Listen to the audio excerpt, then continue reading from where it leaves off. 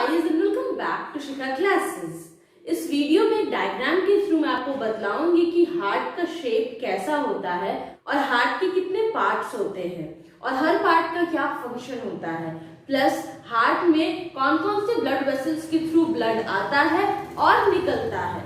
और इसके साथ साथ हम ये भी जानेंगे कि हार्ट के कौन से पार्ट्स के वॉल्स थिक होते हैं और क्यों होते हैं।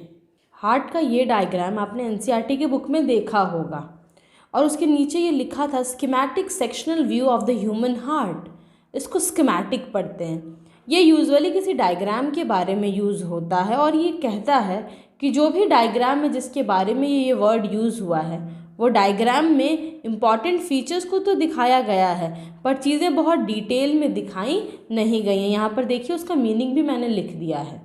यह है ह्यूमन हार्ट जो कि एक मुट्ठी के बराबर होता है। जितनी बड़ी हमारी मुट्ठी होती है उतना बड़ा हर इंसान का दिल होता है। और ये हार्ट प्रेजेंट कहाँ होता है तो centre of the chest cavity से थोड़ा लेफ्ट में प्रेजेंट होता है। क्योंकि ये सेंटर से थोड़ा लेफ्ट में होता है, लेफ्ट लंग्स का साइज़ थोड़ा छोटा होता है ताकि हार्ट का प्लेसमेंट प्रॉपर हो सके। हार्ट के 4 पार्ट्स होते हैं, राइट आर्ट्रियम, लेफ्ट वेंट्रिकल और राइट वेंट्रिकल। ये है हार्ट का लेफ्ट साइड और ये है राइट साइड। अगर आप वीडियो देख रहे होंगे तो आपके हिसाब से ये राइट होगा ये लेफ्ट होगा, लेकिन जब हम लेबलिंग करते हैं तो हम इस हिसाब से देखते हैं कि सामने कोई इंसान सोया हुआ है। तो अगर हमारा राइट है इस साइड तो सामने वाले इंसान का इस साइड लेफ्ट होगा, इसलिए इस तरह से नेमिंग किया जाता है। ये पूरा ये राइट आर्ट्रियम है और ये पूरा लेफ्ट आर्ट्रियम है। देख रहे हैं ये वाल्व्स कहलाता है। ये ब्लड के बैकफ्लो को प्रिवेंट करता है। पल्मोनरी वेन्स के थ्रू लंग्स से ब्लड लेफ्ट आर्ट्रियम में आता है और लेफ्ट आर्ट्रियम से फिर लेफ्ट वेंट्रिकल में चला जाता है। जब हार्ट फिर से कॉन्ट्रैक्ट करता है तो लेफ्ट वेंट्रिकल ब्लड को पंप करता है बाहर। ये एक्चुअली इस तरह से हमारे हार्ट का स्ट्रक्चर होता है। ये नीचे से आयोटा होता है, जो पल्मोनरी आर्टरीज हैं उसके नीचे से आयोटा प्रेजेंट होता है। ये आयोटा यानी कि मेन आर्टरी।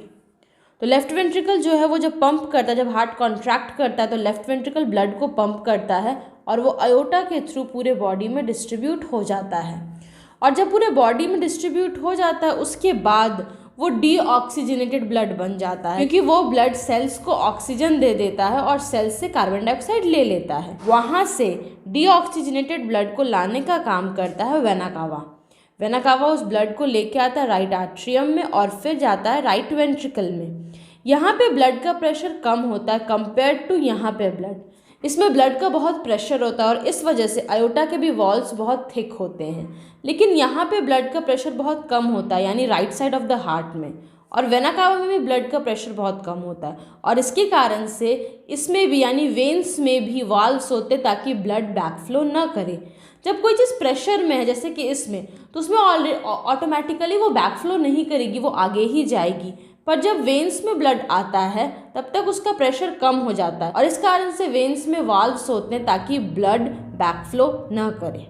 उसके बाद वेना कावा से डीऑक्सीजनेटेड ब्लड आया राइट आर्ट्रियम में और राइट आर्ट्रियम से फिर गया राइट वेंट्रिकल में और राइट वेंट्रिकल से तब यही ब्लड पल्मोनरी आर्टरीज के थ्रू लंग्स में जाता है ऑक्सीजनेशन के लिए, मतलब इस ब्लड में वापस से ऑक्सीजन लोड करने के लिए। और फिर वापस से जब ऑक्सीजन उस ब्लड में हो जाता है उसके बाद पल्मोनरी वेन फिर वही साइकिल शुरू हो जाती है। तो अब देख रहे हैं राइट आर्ट्रियम में 2 ओपनिंग है। एक तरफ से vena cava lower part of the body से डीऑक्सीजनेटेड ब्लड लाता है और ऊपर से वेना कावा जो upper part of the body deoxygenated blood लेकर के आता है। और इस तरह से ये पूरा साइकिल होता है, मतलब इधर से एंटर किया फिर आयोटा लेके पूरे बॉडी पार्ट्स में गया और फिर बॉडी पार्ट से होते हुए ब्लड आता है वेना कावा के थ्रू राइट आर्ट्रियम में, राइट वेंट्रिकल में और फिर पल्मोनरी आर्टरीज को ले जाता है लंग्स में ऑक्सीजनेशन के लिए। और इस तरह से ये कंप्लीट साइकिल पूरा होता है। ये जो बीच में आप देख रहे हैं ये सेप्टम है, this is the dividing wall. ये left side of the heart और right side of the heart को डिवाइड करता है। अगर हम आर्ट्रिया और वेंट्रिकल के वॉल्स को देखें और सेप्टम को भी ध्यान से देखें तो हम ये देखेंगे कि आर्ट्रिया यानी अपर चैम्बर के पास ये पतले होते हैं और लोअर चैम्बर के पास ये मोटे होते हैं। वॉल्स में भी आप देख सकते हैं और सेप्टम में भी। वो इसलिए क्योंकि जो लोअर चैम्बर्स यानी कि वेंट्रिकल्स होते हैं इनको ब्लड पंप करना होता है, जिसके लिए थिक वॉल्स की ज़रूरत होती है। और अगर हम लेफ़्ट और राइट में भी कंपेयर करें तो हम ये देखेंगे कि राइट वेंट्रिकल के वॉल्स के कंपैरिजन में लेफ़्ट वेंट्रिकल का वॉल ज़्यादा मोटा है। वो इस वजह से क्योंकि लेफ़्ट वेंट्रिकल में यानी left side of the heart में ब्लड ज़्यादा प्रेशर में होता है और इस कारण से लेफ़्ट वेंट्रिकल का वॉल्स राइट वेंट्रिकल के वॉल से थोड़ा ज़्यादा मोटा होता है। ये कुछ इम्पॉर्टेंट पॉइंट्स हैं। फर्स्ट जो है वो है आर्ट्रियम, जो कि अपर चेम्बर ऑफ द हार्ट होता है लेफ़्ट में भी और राइट में भी। ये एक्चुअली एक लैटिन वर्ड आर्ट्रियम से डिराइव्ड है जिसका मतलब होता है एंट्री हॉल। चूँकि हार्ट में दोनों ही साइड, लेफ़्ट साइड भी और राइट साइड भी, ब्लड सबसे पहले आर्ट्रियम में ही एंटर करता है, इसलिए उसी सेंस से इसका नाम पड़ गया आर्ट्रियम, एंट्री हॉल। इसका प्लूरल होता है atria. It's the upper chamber through which blood enters the ventricles. ये अपर चैम्बर है जहाँ से ब्लड वेंट्रिकल्स में एंटर करता है। Left atrium, right atrium. Left atrium में ऑक्सीजनेटेड ब्लड होता है और यहाँ ब्लड आता कहाँ से है? लंग्स से आता है। लेके कौन आता है? Pulmonary vein. और राइट आर्ट्रियम में ब्लड जो है वो डीऑक्सीजनेटेड होता है और वो वेना कावा लेके आता है बॉडी के डिफरेंट पार्ट्स से, लंग्स के अलावा जो पार्ट्स हैं।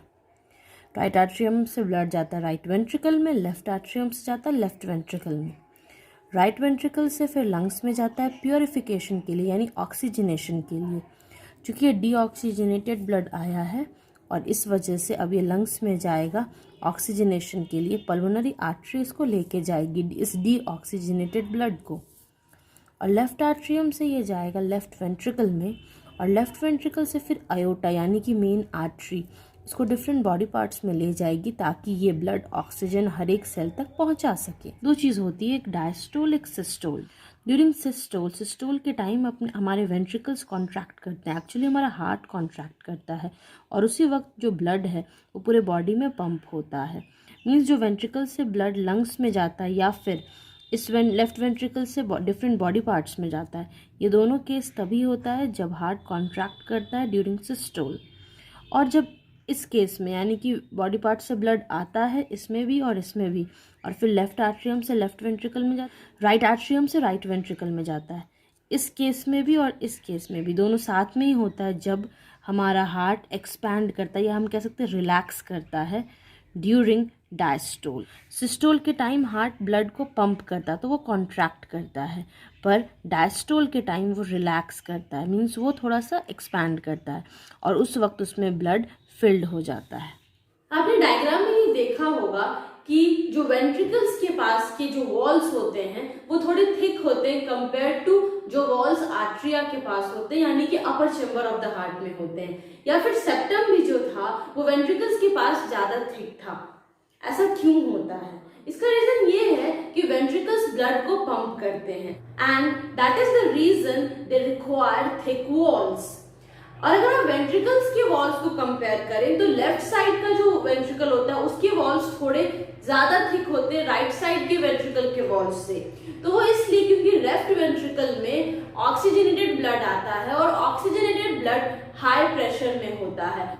सो गाइज होप आपको ये सब कुछ अच्छे से समझ में आया हो। और मैंने एक दूसरा वीडियो भी बनाया है जिसमें कि मैंने फ्लो चार्ट बनाया ऑफ दिस डबल सर्कुलेशन और you can say of human circulatory system. तो वो फ्लो चार्ट अगर आपको देखना हो तो उसका लिंक डिस्क्रिप्शन में भी है और एंड स्क्रीन पर भी है। सो होप आपको जो भी कंफ्यूजन रहे होंगे इस टॉपिक में वो क्लियर हो गए हों। अगर फिर भी कुछ बच गया हो तो काइंडली कमेंट सेक्शन में लिख करके आप पूछ सकते हो या फिर मुझे ईमेल भी कर सकते हो। मेरा ईमेल एड्रेस है swanshika28@gmail.com।